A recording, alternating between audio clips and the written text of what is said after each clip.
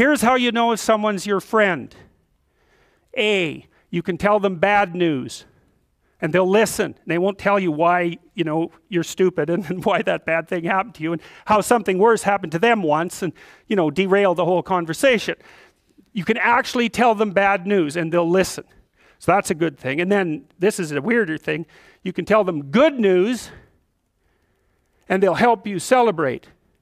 And that's a really good way of deciding who you should have around you, because if you have someone around you, you know, something good happens to you and you're kind of afraid to even admit it because, you know, God, something good happened to you. It's like, you let that be known and it'll certainly be taken away. So, you know, you come out and you sort of tell someone half-heartedly that something good happened to you and they give you a whack and then talk about, you know, the great thing that happened to them 3 years ago, or worse, the great thing that happened to someone that they knew 3 years ago.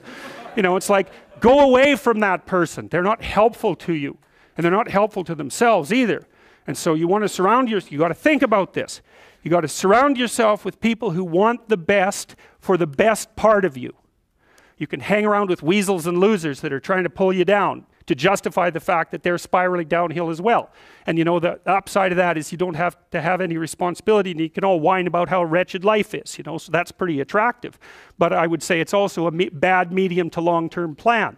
And so it's acceptable and desirable to try to surround yourself with people who are facilitating your development. You know, and you might say, well, I've got people around, I know them well, you know, they're not doing that well and they don't fit into that category. It's like, what's your point? What are you going to do with them exactly? If they'll listen and cooperate with you and move towards a better future, great. If they don't pay any attention and they keep doing the same damn things over and over and they're not going anywhere and it's painful, then maybe the proper thing to do is say, you just have your misery. I'll go off and have my life. And maybe you'll wake up at some point in the future and think that's a better way of being. Because just putting up with it is, well, they call that enabling, right? You put up with that sort of behavior, you're providing tacit consent for it and even tacit approval. It's like, it's a bad idea. You have, I would say, both the right and the responsibility to surround yourself with people who are good for the best part of you. And that's not the same as, you know, I don't have to elaborate on that. You can figure out what that means. Skills, that's another thing you can do if you want to increase your probability of success. Every time you have an opportunity to take an opportunity that would provide you with a new skill, do it, right? Learn to program, learn to write, learn to read new things, learn to public speak, learn how to introduce yourself to people, learn how to social network, learn how to go talk to your boss in a manner, this is the right way to go talk to someone who's supervising you. I see this problem, and here's a solution, and so I'm coming to talk to you about the problem and the solution. It's like that person is going to want to talk to you a lot. It's like because the other people they're talking to are going to come and say, I've got a problem. Can you do something about it? It's like they don't want to do something about it. They already got 50 things to do, you know? So if you're the person who constantly brings forth a problem, even if they're accurate problems, is why are they going to want to have you around? You're just another problem. Don't be a problem for the people who want to give you money. That's a good rule of thumb, man. You know, if someone wants to give you money, then help them do that. And if they want to give you status and success, then help them do that, right? And you do that in part by bringing them solutions, and partly you do that by developing your skills. And so if things aren't going very well for you, this is also a good way of evaluating an opportunity. Should you take an opportunity? Well, here's the rule.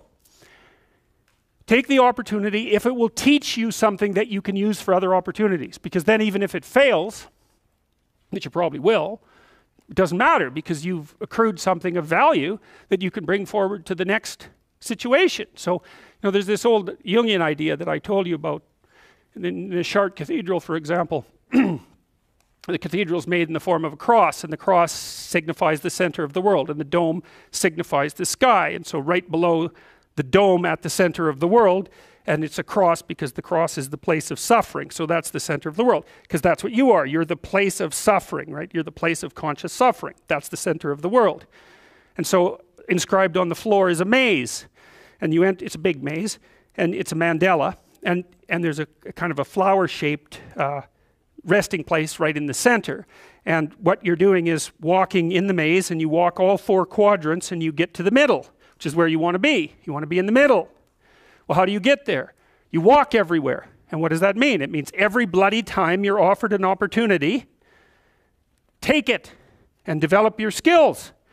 And that's better than wealth, by the way. In fact, it actually constitutes wealth, because wealth constitutes what you have when someone takes all your money away, right? That's real wealth. And so the way that you build up that sort of wealth is you turn yourself into someone who's competent in multiple directions.